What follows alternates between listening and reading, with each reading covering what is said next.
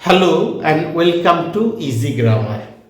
আজকের ক্লাসটা ভীষণ ইন্টারেস্টিং হতে চলেছে, কারণ আজ আমি একটা ভীষণ সুন্দর ফ্রেজ তোমাদের সামনে নিয়ে আসতে চলেছি। এই ফ্রেজের ব্যবহার ইংরেজি ভাষায় ব্যাপক, তাই এই ফ্রেজটা না শিখলে কিন্তু ইংরেজিতে ভালোভাবে কথা বলা সম্ভব নয়। তো ফ্রেজটা কি সেটা জানার আগে আমি বড় বোর্ডে লেখা বাক্যগুলো একটু পড়ে শোনাই, তাহলে তোমাদের বুঝতে সুবিধা হবে। সে যে আমার দেখা সবচেয়ে প্রতিভাশালী গায়ক, তাতে সন্দেহের অবকাশ নেই। অর্থাৎ কিনা আমার দেখা যত গায়ক আছে তার মধ্যে এই গায়কটাই সবচেয়ে প্রতিভাশালী, এটা আমি জোর দিয়ে বলছি যে এতে সন্দেহের কোনো অবকাশ নেই বা সন্দেহের অবকাশ নেই। আমি জানি সে যে আমায় সমর্থন করবে, তাতে সন্দেহের কোনো অবকাশ নেই। একই রকম সেন্টেন্স দুটো, অর্থাৎ কিনা সে যে আমাকে সমর্থন করবে এই ব্যাপারটায় আমি এতটাই নিশ্চিত যে এটা আমি জোর দিয়ে বলছি, এতে সন্দেহের কোনো অবকাশ নেই। আদালতে দাখিল করা তথ্য প্রমাণ সন্দেহাতীতভাবে তার অপরাধ প্রমাণ করছিল।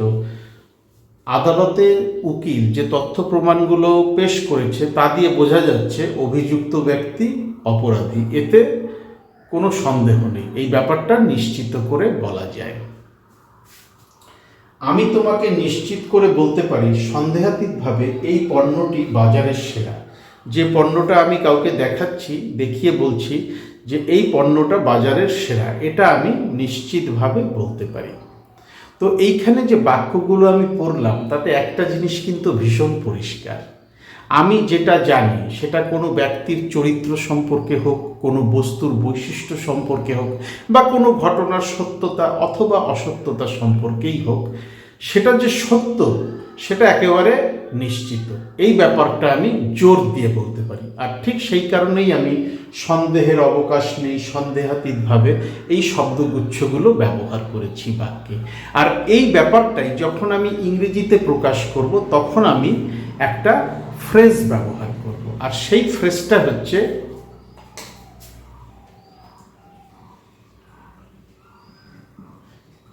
Beyond a shadow of a doubt, beyond a shadow of a doubt অথবা beyond the shadow of a doubt।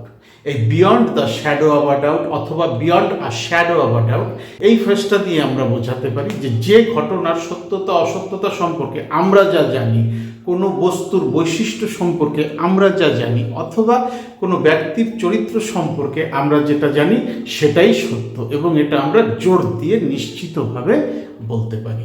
তো চলো এইবার এই বাংলা বাক্যগুলোকে আমি ইংরেজিতে বলার চেষ্টা করি, তাহলে ব্যাপারটা তোমাদের কাছে আরও সহজ হয়ে যাবে।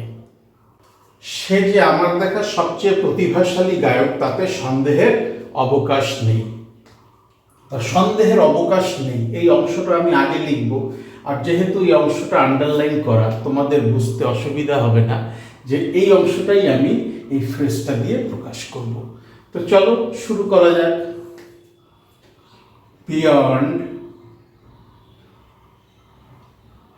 beyond a shadow of a doubt, beyond a shadow of a doubt অথবা beyond the shadow of a doubt, she is the সবচেয়ে প্রতিভাশালী, সবচেয়ে ইংরেজি মোস্ট প্রতিভাশালী, ইংরেজি talented,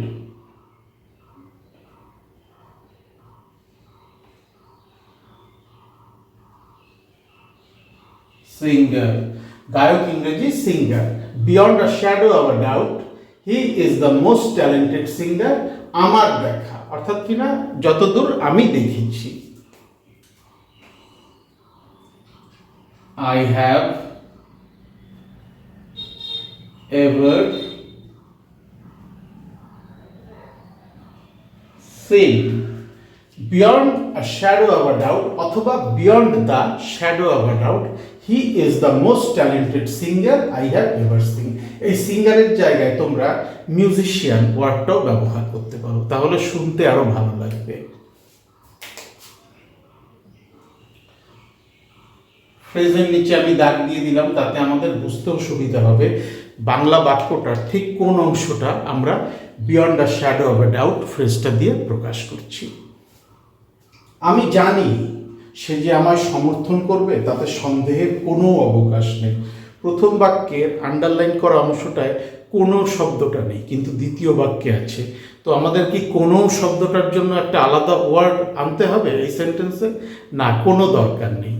beyond a shadow of a doubt এই ফ্রেজটা দিয়ে সন্দেহের অবকাশ নেই বা সন্দেহের কোনো অবকাশ নেই, এই দুটো ব্যাপারকেই আমরা বোঝাতে পারি। আমি জানি সে যে আমায় সমর্থন করবে তাতে সন্দেহের কোনো অবকাশ নেই। আই নো, আমি জানি। এইবার আমি আনবো সন্দেহের অবকাশ নেই এই অংশটা।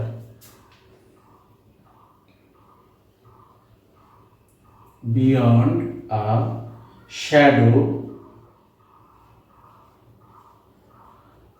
Of a doubt that he will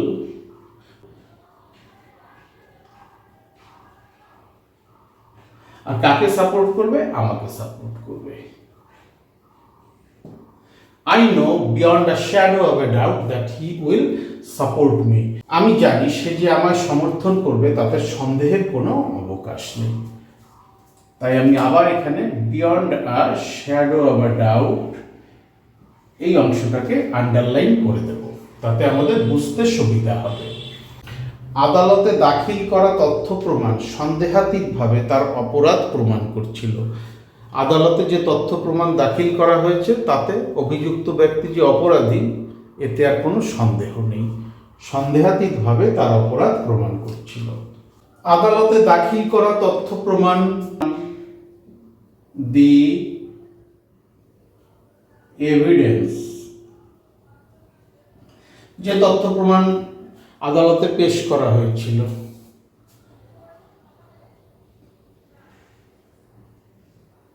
presented, কোথায় পেশ করা হয়েছে? আদালতে। In court was beyond a shadow of a doubt.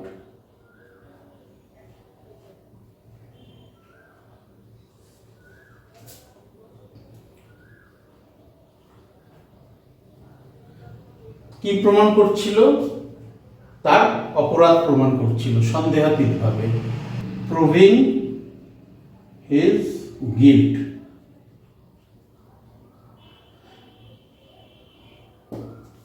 The evidence presented in court was beyond a shadow of a doubt, proving his guilt. এখানে কম বসবে। আদালতে দাখিল করা তথ্য প্রমাণ সন্দেহাতীতভাবে তার অপরাধ প্রমাণ করছিল। সে যে অপরাধী সেটা আদালতে যে তথ্য প্রমাণগুলো দাখিল করা হয়েছে সেটার দ্বারাই পরিষ্কারভাবে বোঝা যাচ্ছিল। আমি তোমাকে নিশ্চিত করে বলতে পারি সন্দেহাতীতভাবে এই পণ্যটি বাজারের সেরা। আগে আমি সন্দেহাতীতভাবে অংশটাই নিয়ে আসি।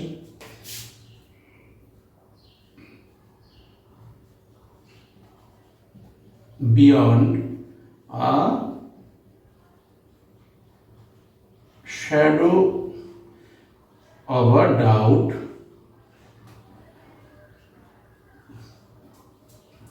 আমি তোমাকে নিশ্চিত করে বলতে পারি।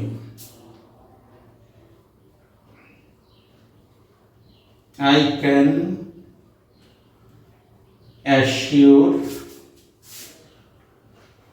you, কি বলতে পারি? যে that this product